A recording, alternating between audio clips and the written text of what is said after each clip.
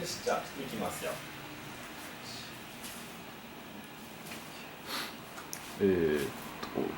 今回はですねトルクリリースという顔だけ右、テクニックを使ってやります。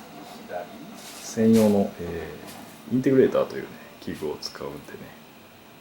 下向き。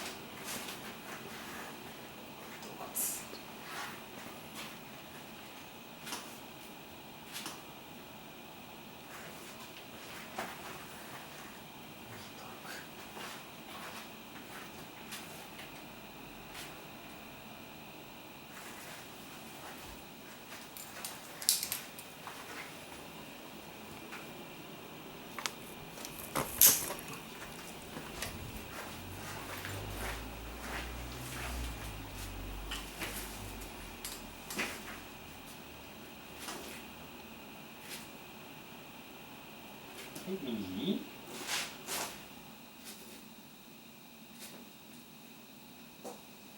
左、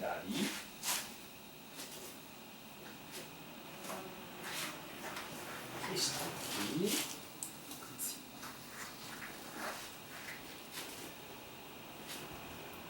大ちゃん出やすくていいわ。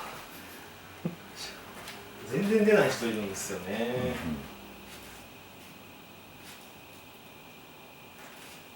次回はぜひ大名人のトルクを。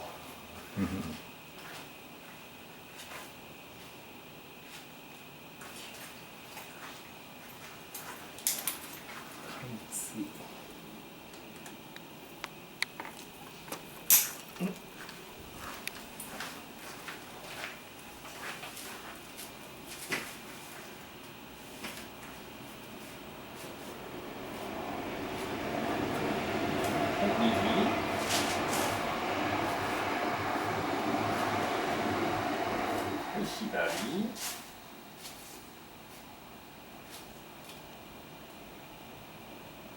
右、下向き。